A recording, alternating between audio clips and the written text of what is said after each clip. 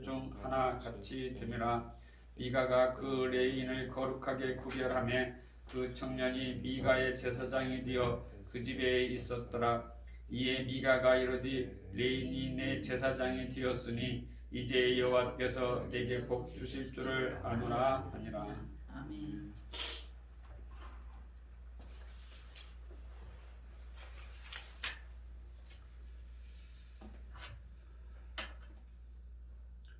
오늘은 돈의 노예가 된 레인이라는 제목으로 말씀을 나누겠습니다.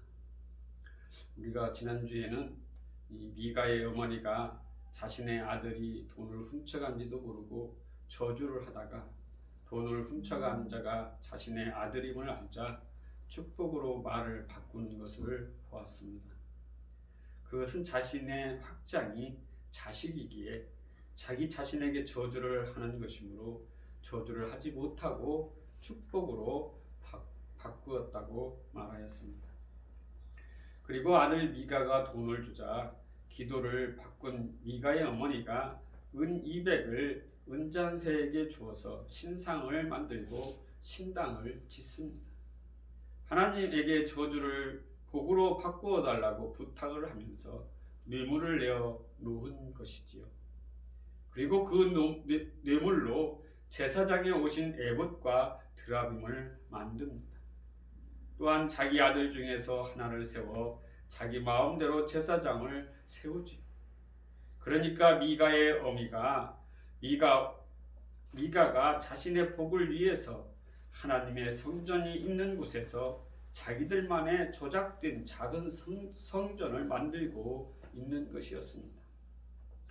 오늘 본문 말씀 4장 17장 4절에서 5절에 미가가 그 은을 그의 어머니에게 도로 주었으므로 어머니가 그 은 200을 가져다 은장세에게 주어 한 신상을 새기고 한 신상을 부어 만들었더니 그 신상이 미가의 집에 있더라. 그 사람 미가에게 신당이 있으므로 그가 에봇과 드라빔을 만들고 한 아들을 세워 그의 제사장으로 삼았더라.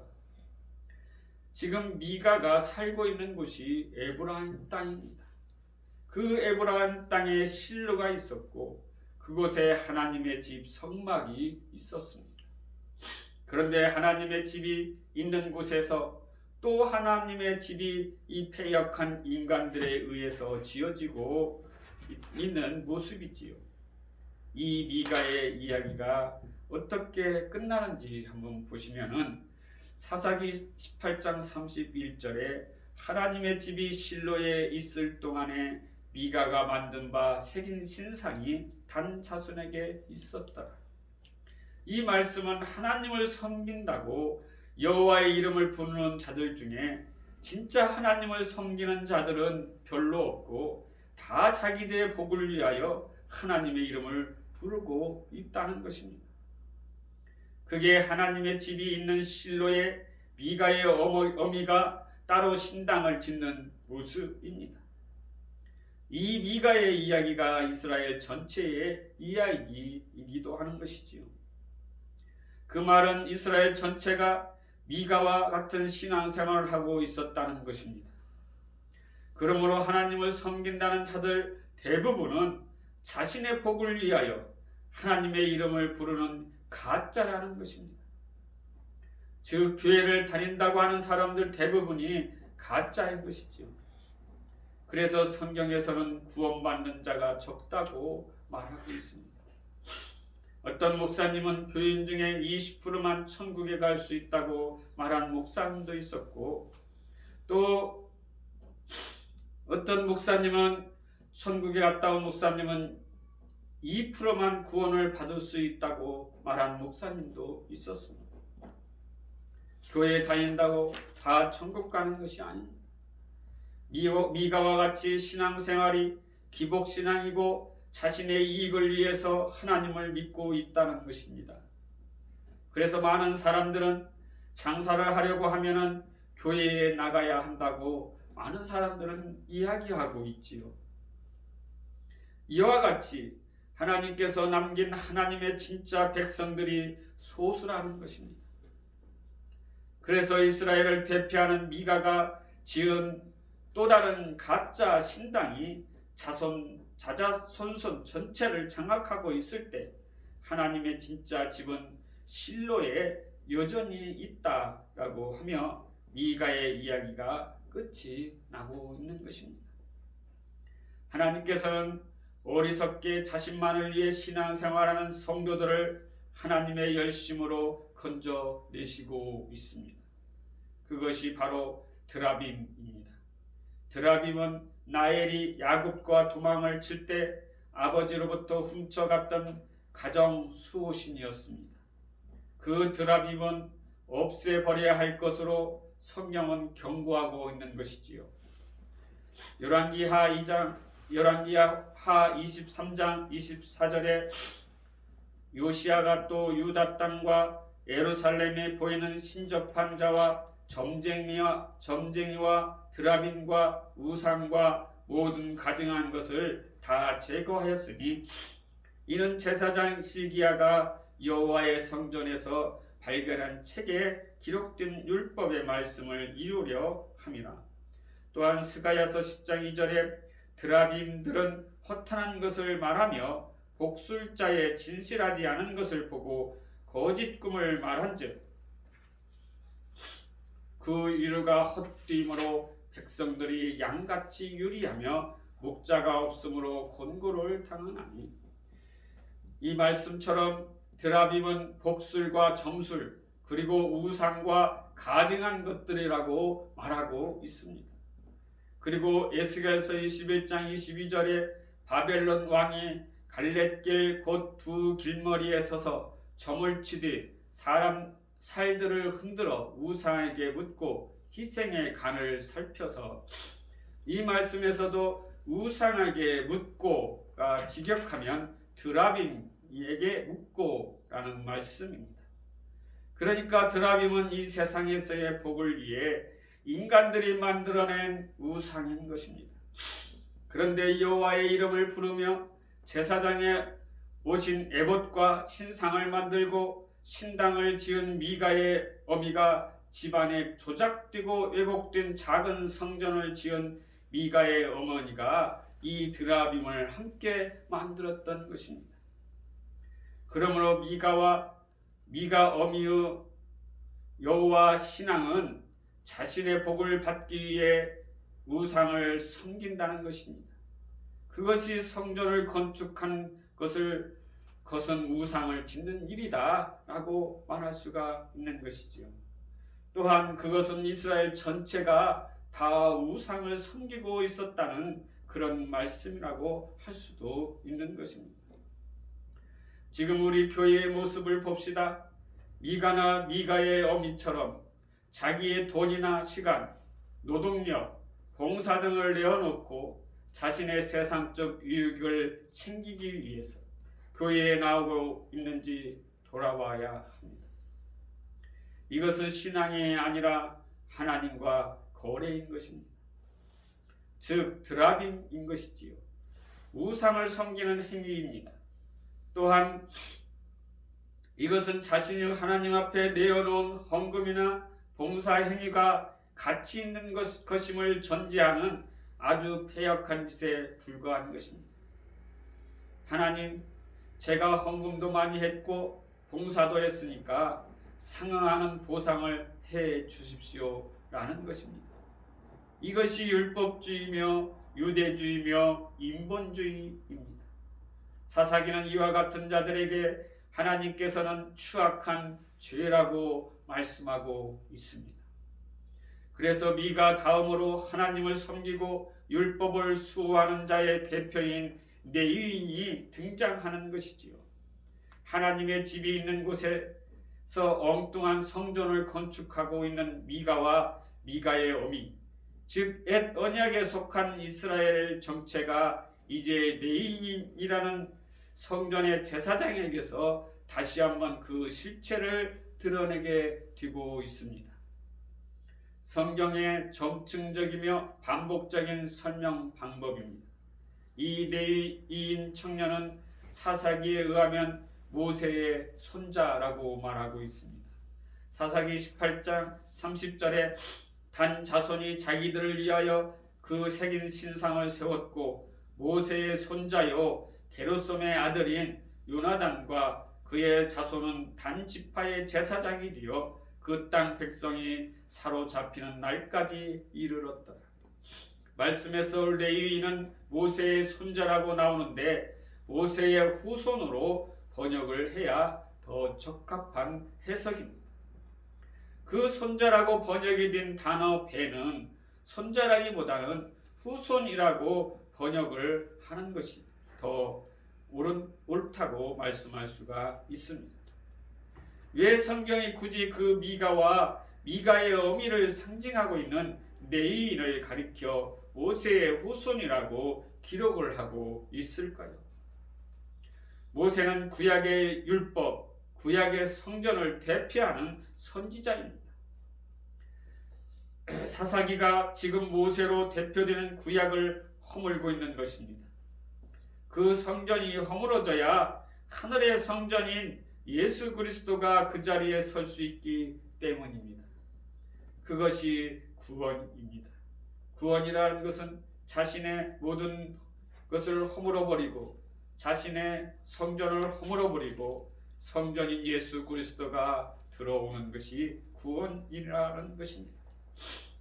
원래 레위인은 6개의 도피성을 포함한 40여 개의 성읍에 흩어져서 살고 있었습니다.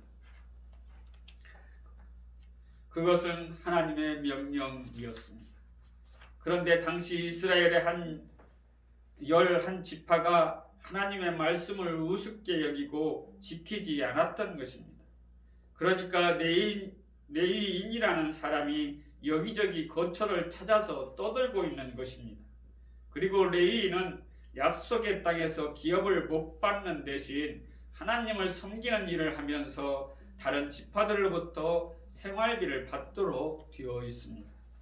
그 액수가 보통 다른 지파 사람들의 평균 생활비의 4배가 되었다고 합니다.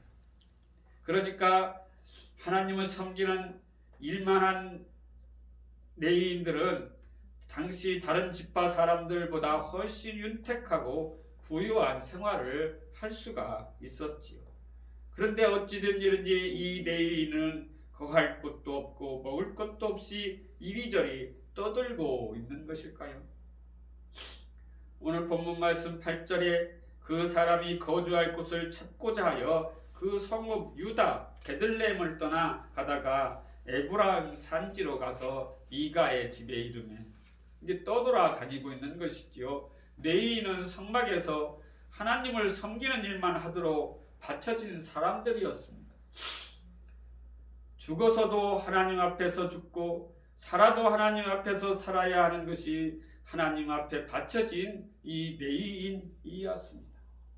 그들은 하나님이 주시는 것으로만 생활을 해야 했습니다. 그런데 이 사람은 여기저기 떠돌면서 자기의 힘으로 먹고 살 궁리를 하고 있는 것입니다. 총체적 타락이지요. 복 받기만을 원하는 미가가 레위인을 돈으로 삽니다.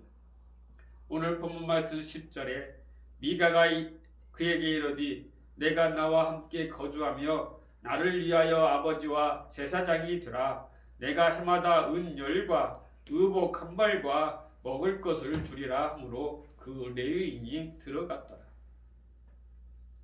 말씀에서 연봉은 은 10량에 양복 한 벌과 먹을 것을 제공한다고 하니까 이 레위인이 그 제안을 받아들인 것입니다.